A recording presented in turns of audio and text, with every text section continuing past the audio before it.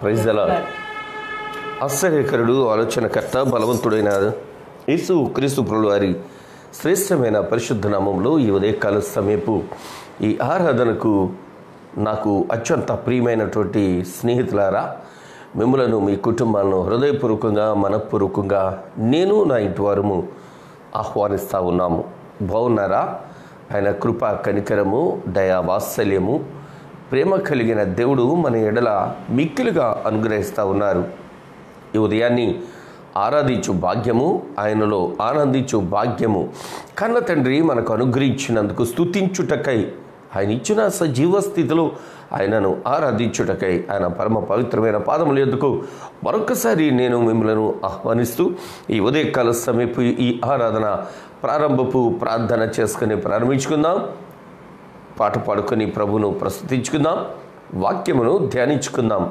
ఇటీ స్థితి ఇచ్చినటువంటి ప్రభు యొక్క పరిశుద్ధ పాదాల దగ్గరకు మరొకసారి నేను మిమ్మల్ని ఆహ్వానిస్తూ ఉన్నాను. ఏకీభవించండి, తల్ల వంచండి, కలిసి ప్రార్థిందాం, కలిసి ధ్యానిందాం, కలిసి స్తుతిందాం. ప్రార్థన.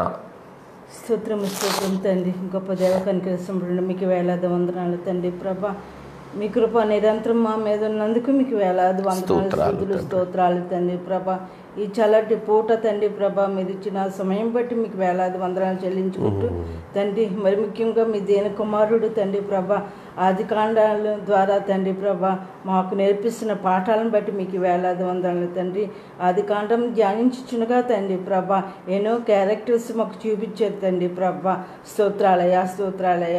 ఏది మంచో ఏది చెడో తండ్రి ఎవరు ఎలాగ ప్రవర్తించాలో తండ్రి మాకు నేర్పిస్తున్న విధానం బట్టి మీకు వేలాది వందనాలు చెల్లించుకుంటూ తండ్రి ప్రభా, మరి ముఖ్యంగా తండ్రి లైవ్లోకి వస్తున్న ప్రతి ఒక్క బిడ్డ కుటుంబాన్ని ఆశీర్వదించి దీవించండి తండ్రి. మెండైన మేళ్లతో నింపమని, ఈ నెలంతా తండ్రి ప్రభ మాతో ఉండి మమ్మల్ని నడిపించమని తండ్రి ప్రభ, మరి ముఖ్యంగా తండ్రి ప్రభ ఈ వైరస్ను కట్టడి చేయమని బ్రతిమలాడుకుంటున్నాం తండ్రి. సజీవుడా మీకు వేలాది వందనాలు తండ్రి. నిన్న నేడు రేపు ఏకరీతిగా ఉన్న దేవుడు అయ్యా, మీకు వేలాది వందనాలు తండ్రి. తండ్రి స్తోత్రాలు స్తోత్రాలు తండ్రి. ఈ వైరస్ని అరికట్టి తండ్రి ప్రభా మానవాళ్ళని రక్షించు భాగ్యం అనుగ్రహించమని, రక్షించమని బ్రతిమలాడుకుంటున్నాం తండ్రి. స్తోత్రాలయ స్తోత్రాలయ స్తోత్రాలు తండ్రి. ఆరాధన ద్వారా అలాగే తండ్రి ప్రభా వాక్యం ద్వారా మమ్మల్ని సంధించి బంధించమని మా ప్రభువైన యేసుక్రీస్తు నామమున అతి మిక్కిలిగా బ్రతిమాలు వేడుకుంటున్నాం తండ్రి. ఆమేన్. ఆంధ్ర క్రైస్తవ కీర్తనల పుస్తకం నుండి 121వ కీర్తన. రాజులకు రాజు అయిన ఈ మనవిభుని పూజ చేయుటకు రండి అని ఎస్ జేమ్స్ గారు రచించి ఆంధ్ర క్రైస్తవ సమాజానికి అందించినటువంటి అద్భుతమైనటువంటి కీర్తన. ఈ ఉదయకాల సమయంలో ఆయనను పూజ చేయడానికి రమ్మని మిమ్మలను ఆహ్వానిస్తూ పాటలు పాడుకొని ప్రభును స్తుతిందాం. రాజులకు రాజైన ఈ మన విభుని పూజ చేయుటకు రండి. రాజులకు రాజైన ఈ మన విభుని పూజ చేయుటకు రండి. ఈ జయశాలి కన్నా మనకింకా రాజెవరును లేరని, రాజులకు రాజైన ఈ మన విభుని పూజ చేయుటకు రండి. కరుణగల సుదరుండై ఈయన ధరణికే తెంచెనయ్యా. తిరముగా నమ్ముకొనినా మన కొసగు బరలోక రాజ్యంబును. రాజులకు రాజైన ఈ మన విభుని పూజ చేయుటకు రండి. నక్కలకు బొరియాలుండే, ఆకాశ పక్షులకు గూళ్ళుండేను. ఒక్కింత స్థలమైనాను మన విభునికెక్కడ లేకుండేను. రాజులకు రాజైన ఈ మన విభుని పూజ సేయుటకు రండి, అపహాసములు సేయుచు నాయన యాననముపై నుముయుచు,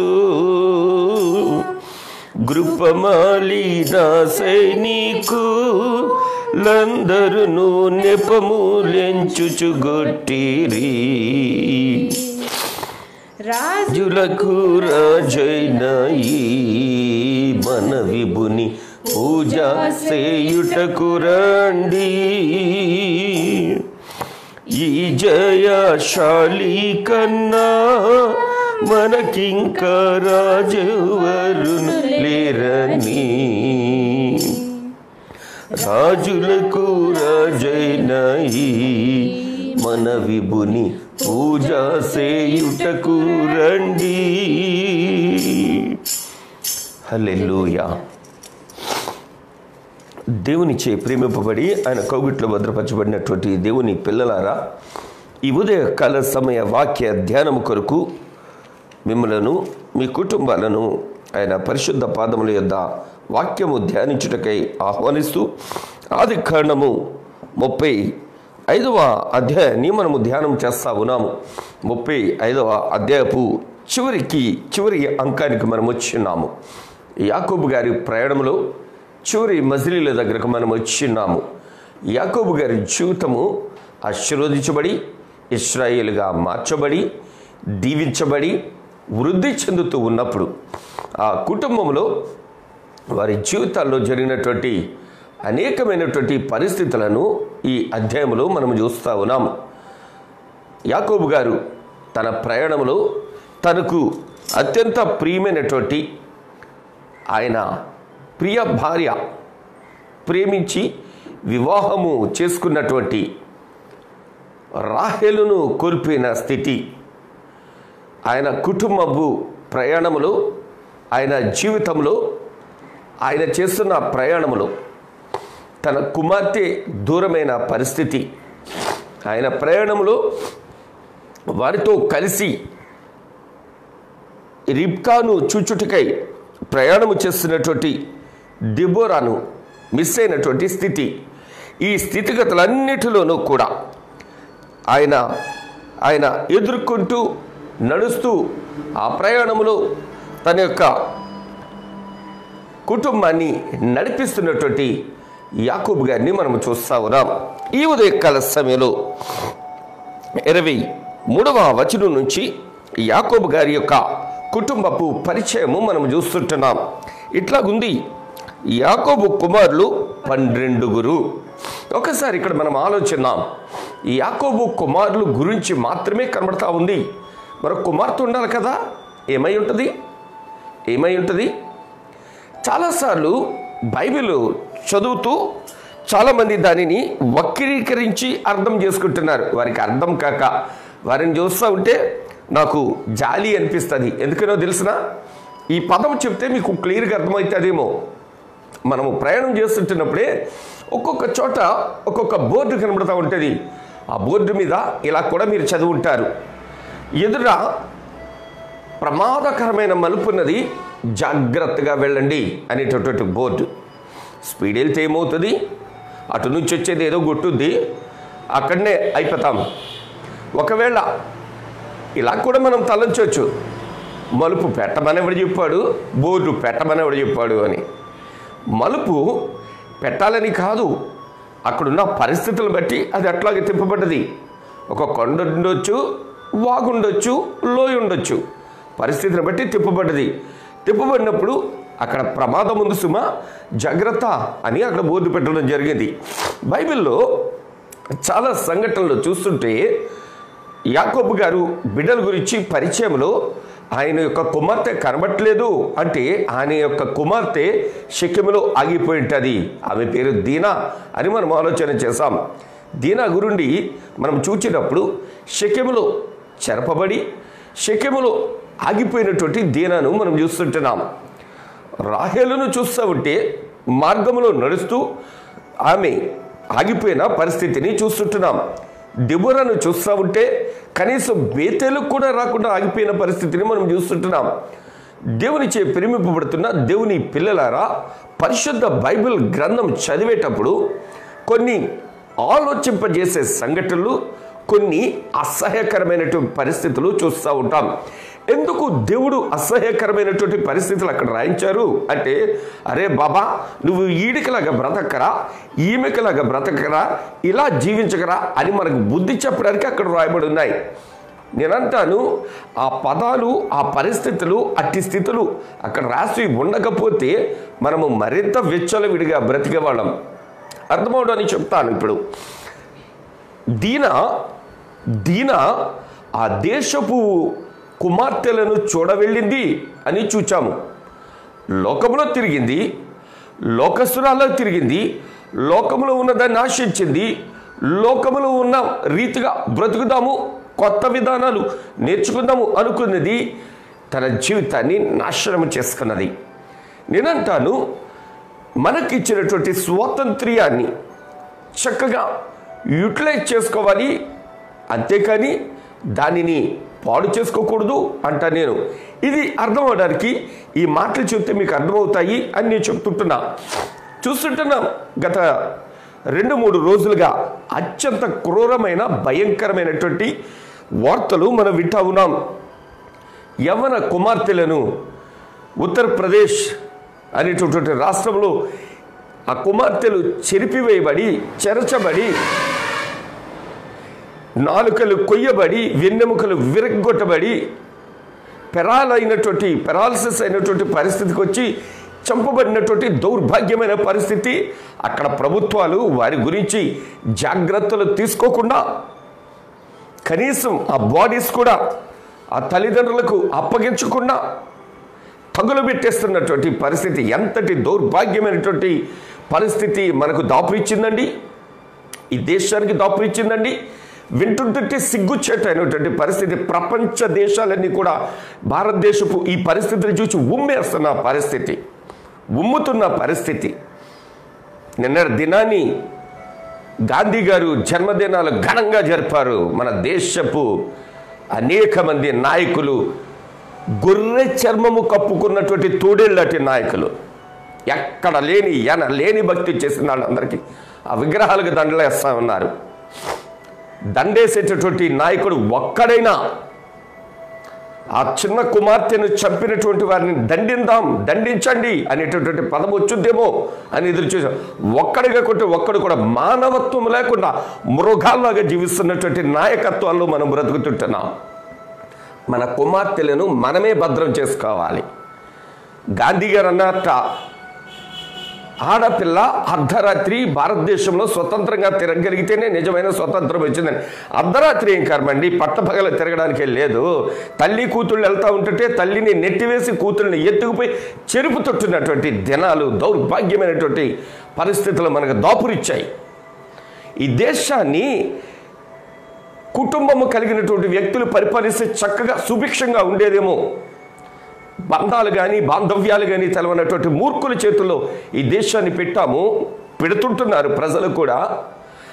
ఇలాగ జరుగుతూ ఉంటే దీన్ని కూడా ఎగతాళిగా గేలిగా మాట్లాడేటటువంటి మూర్ఖపు సమాజంలో మనం బ్రతుకుతుంటున్నాము. తప్పు చేసిన దండించడానికి బదులు తప్పు చేసిన వెనకేసుకొస్తున్నటువంటి ప్రజల మధ్యన మనం బ్రతుకుతుంటున్నాము. ఎవడ కుటుంబానికైనా జరుగుతుంటే వాడు మాత్రమే బాధపడుతుంటున్నాడు, కానీ మిగిలిన వాళ్ళంతా చంకలు కొట్టుకుని సంతోషించే ప్రజల మధ్యన, మూర్ఖుల మధ్యన మనం బ్రతుకుతుంటున్నాం. మన బిడ్డలను జాగ్రత్తగా చూసుకోవాలి, చాలా జాగ్రత్తగా కాపాడుకోవాలి. కుమార్తెలారా, మీ అందరికీ నేను చేతులు జోడించి చెప్తుంటున్నా, భారతదేశంలో ఉంటున్న యవన కుమార్తెలారా, అదృష్టవంతులం.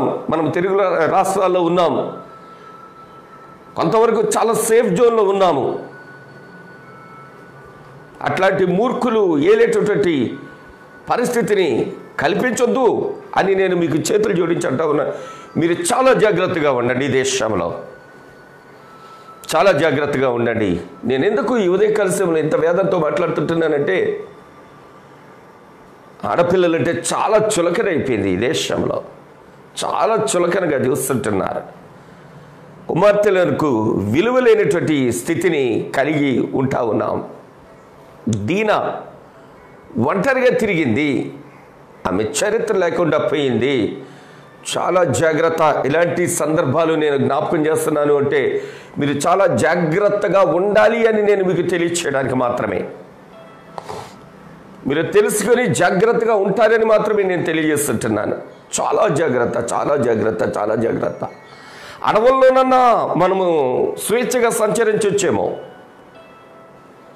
అడవుల్లోనన్నా హ్యాపీగా మనం తిరగొచ్చునేమో, కానీ ఈ మూర్ఖుల మధ్యన తిరగలేనటువంటి దౌర్భాగ్యమైనటువంటి స్థితి మనం కలిగి ఉన్నాం. వీలైతే ఆలోచించండి, కుటుంబాలు కలిగిన వారిని ఎన్నుకోవడానికి ఇష్టపడండి.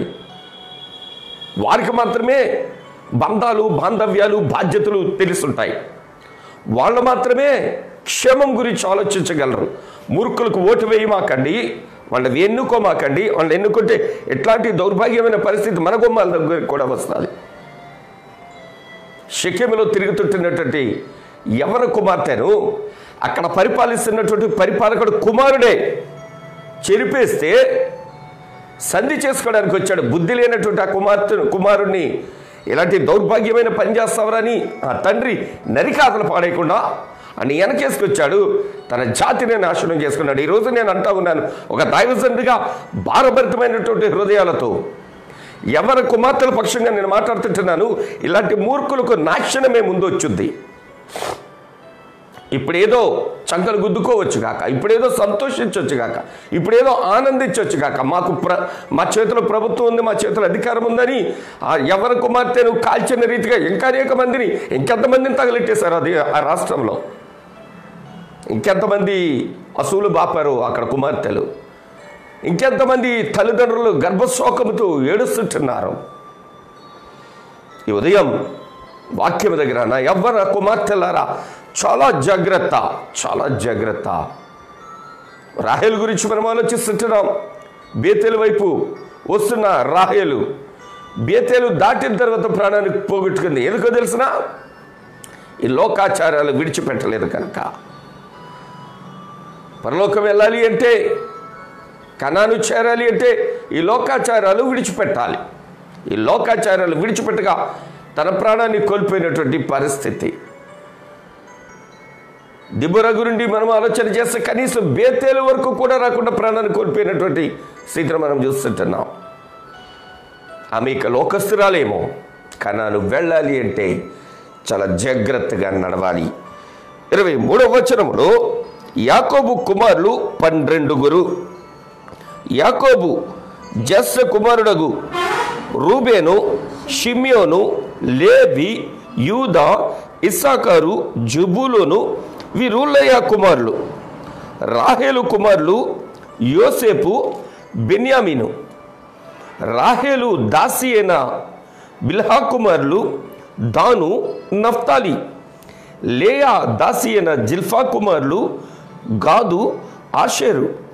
వీరు పద్దనరాములో యాకోబునకు పుట్టిన కుమారులు. అబ్రహామును, ఇస్సాకును పరదేశులై ఉండిన మమ్రేలో కిరియతర్బాకు తన తండ్రి అయిన ఇస్సాకు నొద్దకు యాకోబు వచ్చెను, అదే హెబ్రోను. దేవుని పిల్లలారా, యాకోబు గారు తన సంతతితో కిరియతర్బా ప్రాంతంలో ఉన్నటువంటి మమ్రేకు వచ్చారు. అదే హెబ్రోను అని వ్రాయబడింది.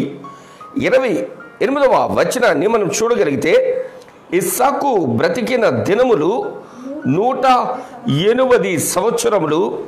ఇస్సాకు కాలము నిండిన వృద్ధుడై ప్రాణము విడిచి మృతి పొంది తన పితరుల యొద్దకు చేర్చబడెను అని మనం చూస్తుంటున్నాం. ఇస్సాకు గారు ఇశ్రాయేలు వచ్చే వరకు బ్రతికే ఉన్నారు.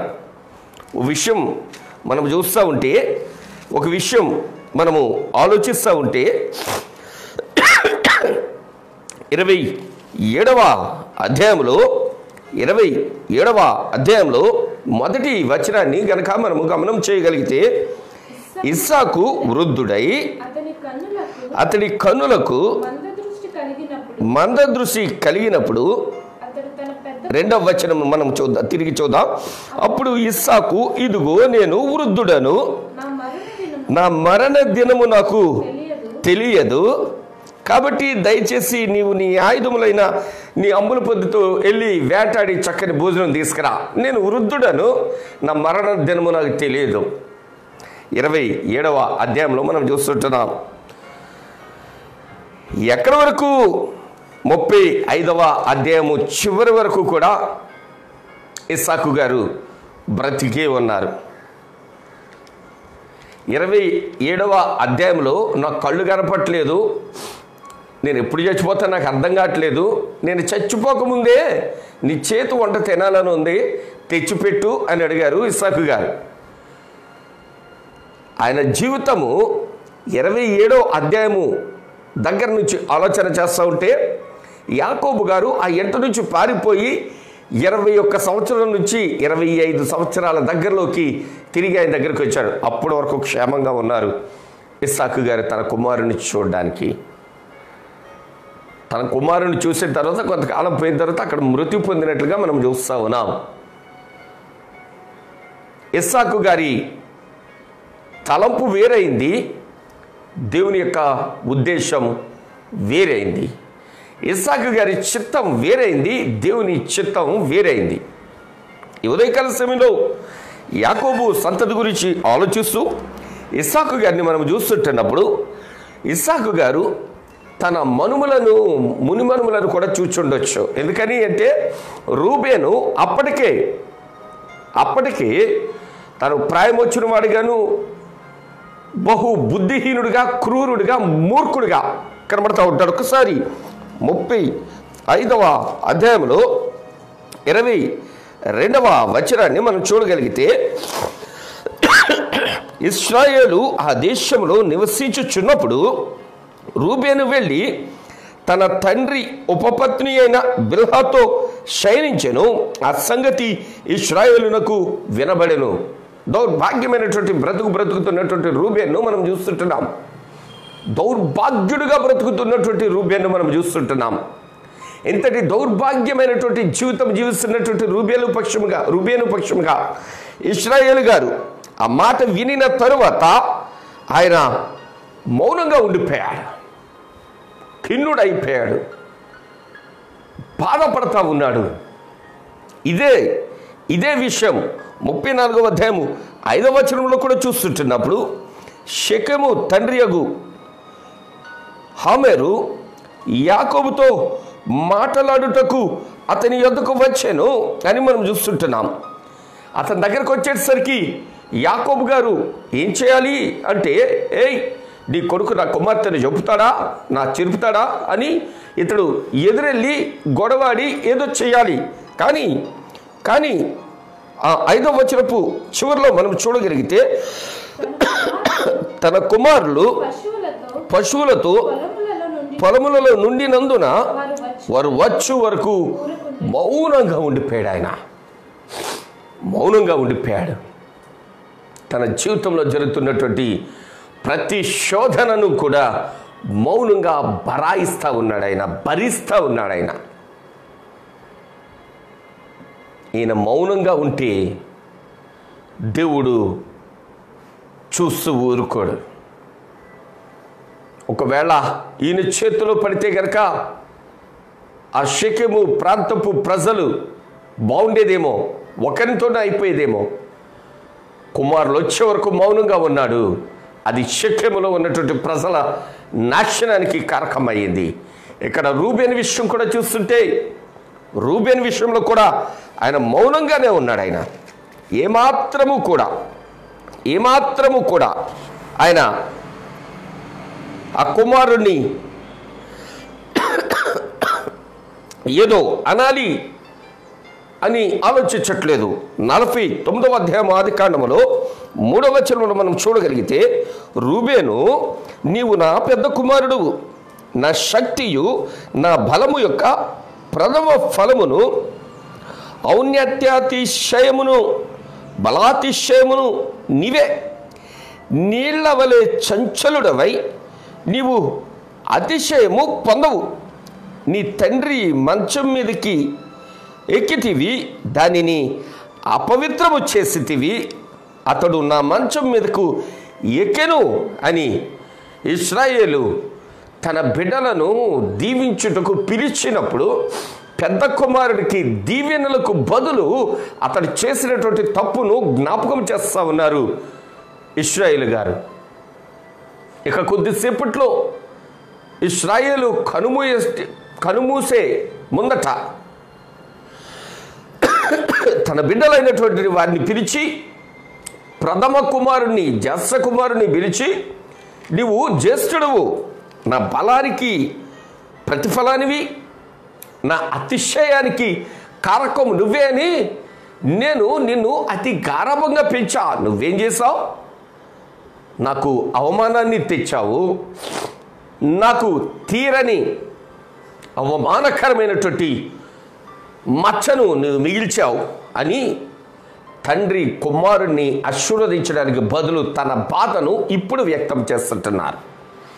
దేవునికి అత్యంత ప్రియమైన వారులారా, ఇలాంటి బ్లాక్ స్పాట్స్ ఈరోజు సొసైటీలో కూడా ఉన్నాయి.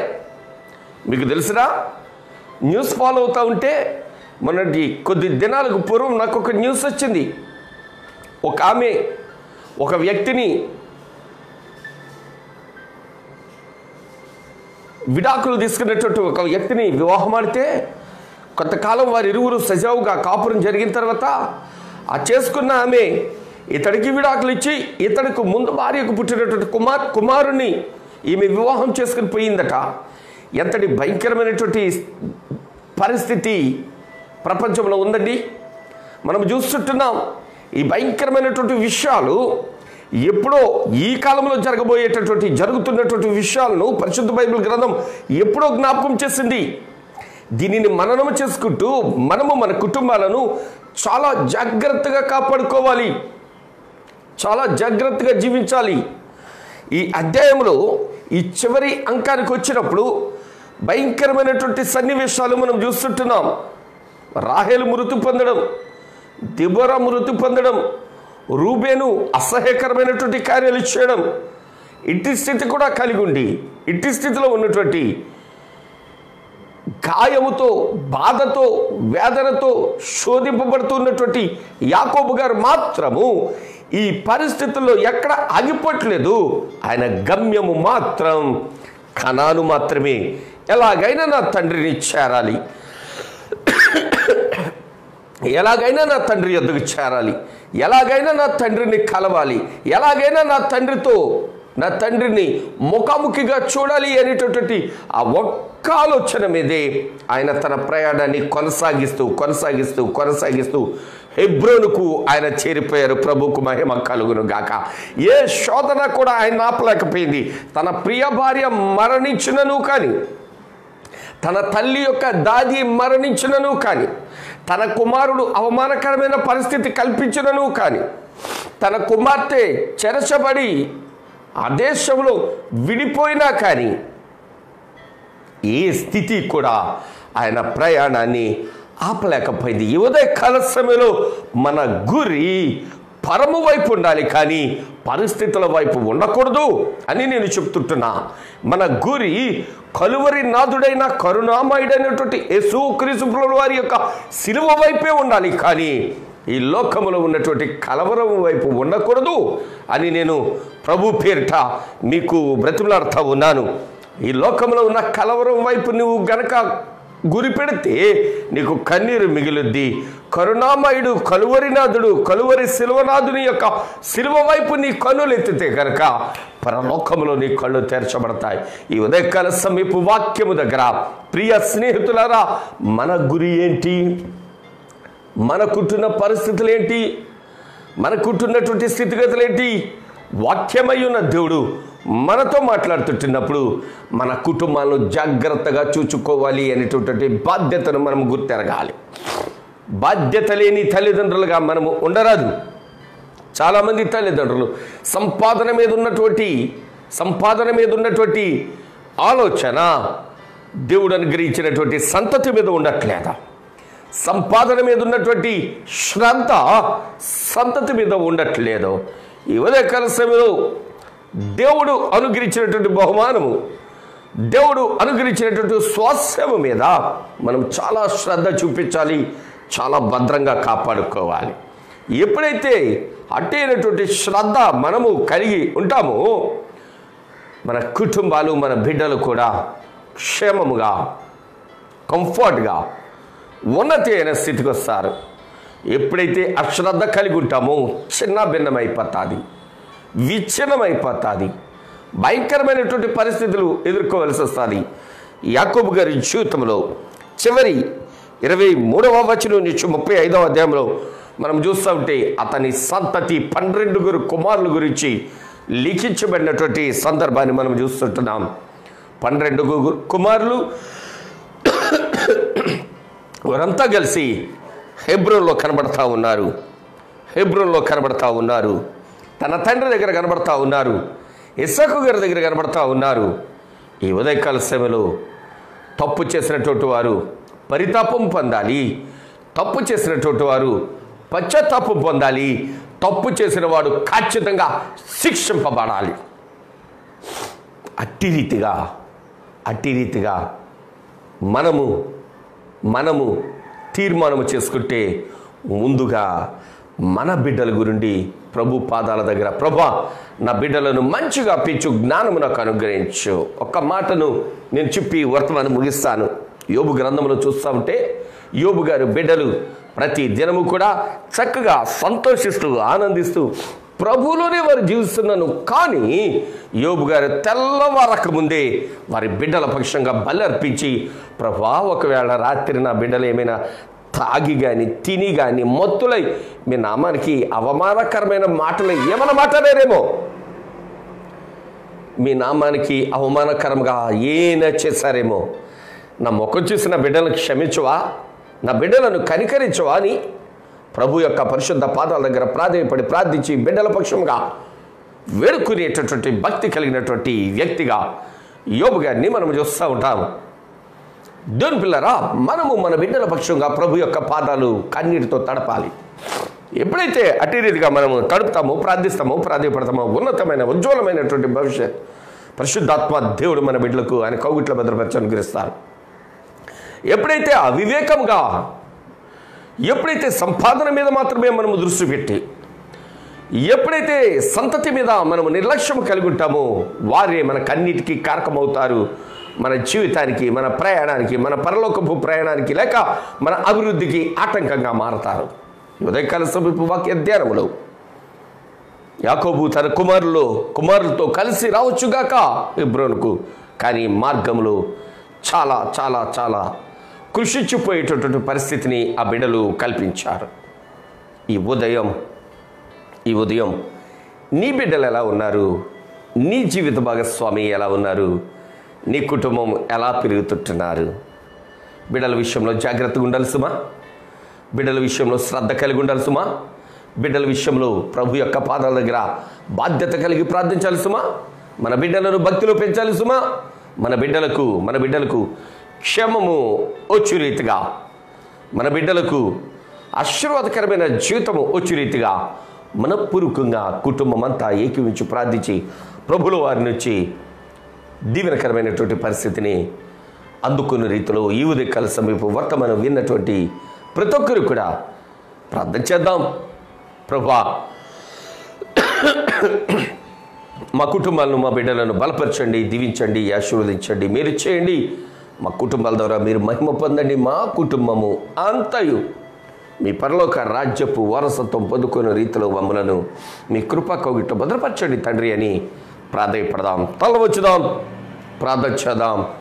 కనికరించి కృప చూపిన దేవుడు, ఈ ఉదయాన్ని సజీవతను ప్రసాదించిన దేవుడు, ఆనందమును ఆరోగ్యమును అనుగ్రహించిన దేవుడు, ఆశీర్వదించడానికి ఇష్టపడిన దేవుడు, ఆయన కౌగిట్లో నేటి వరకు మనలను భద్రపరిచిన దేవుడు, మనకి ఇంకనూ క్షేమదాయకమైన, సౌఖ్యదాయకమైన, సమాధానకరమైనటువంటి సమాజంలో మనం వర్ధిల్లే రీతిలో కృప చూపు రీతిగా ప్రార్థన చేసుకుందాం. ప్రేమ కలిగిన మా తండ్రి, కృప కలిగిన మా నైనా మీకు వందనాలు, స్తుతులు, స్తోత్రాలయ్యా. భయంకరమైనటువంటి దినాలలో భయంకరమైనటువంటి ప్రజల మధ్యన మేము సంచరిస్తూ ఉన్నాం.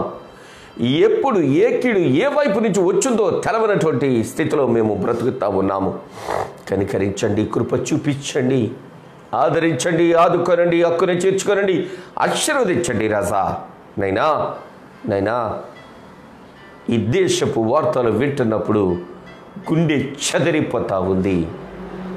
ఇంతటి మూర్ఖపు ప్రజల మధ్యన మేము జీవిస్తుండగా మీ హస్తము మాకు తోడుంచమని, ఏ కీడు మా యవ్వన కుమార్తెలకు దరిచేరకుండా మీ కృప కవిట్లో మా యవ్వన కుమార్తెలను కుమారులను భద్రపరచమని ప్రార్థిస్తుంటున్నాం తండ్రి. ఈ ఉదయకాల సమయంలో వర్తమానం విని ఎవరైతే వర్తమానానుసారంగా వాక్యానుసారంగా వారి జీవితాలు స్థిరపరుచుకొనుటకు ఇష్టపడతారో, ఎవరైతే వారి జీవితాలు మీ పరిశుద్ధ పాదాల దగ్గర స్థిరపరచుకుంటారో అటు బిడ్డలను దీవించి ఆశీర్వదించండి ప్రభువా. మీ కృపా కనికరం తోడించండి, హెచ్చించండి, వర్ధిల్లింపచేయండి తండ్రి. ఈ ఉదయకాల సేవలో పుట్టినరోజులు, వివాహ దినాలు జరుపుకుంటున్న, శుభకార్యములు జరుపుకుంటున్న బిడ్డలకు దీర్ఘాయుష్య భవిష్యత్తు అనుగ్రహించండి రాజా. నైనా ఈ ఉదయకాల సమయంలో బంధువులు, మిత్రులు, స్నేహితులు, ఆప్తులు, రక్షమందుకు తోబుట్టులైన వారందరినీ మీ కృపగల చేతులకు అప్పగిస్తుంటున్నాము, అర్పిస్తుంటున్నాము. దీవించండి, దివ్యాశీస్సులతో నింపి నడిపించండి ప్రభా. రాజా, ఈ ఉదయకాల సేవలో బలహీనులను బలపరచండి నాన్న, రోగులను స్వస్థపరచండి తండ్రి, గర్భిణీ స్త్రీలను సుఖప్రసవము ప్రసాదించమని వేడుకుంటా ఉన్నాము. మరొక్కసారి వివాహం కొరకు ఎదురు చూస్తుంటున్న బిడ్డలను మీ చేతులకు అప్పగిస్తుంటున్నాము. కనికరం చూపించండి. గాయపడిన మనసులతో, వేదన భరితమైనటువంటి హృదయాలతో మీ పాదాల దగ్గరకు వస్తుంటున్న బిడ్డలను సేద తీర్చమని ప్రార్థిస్తూ ప్రాధేయపడుతూ తిరిగి మేము మీ పరిశుద్ధ పాదముల యొద్దకు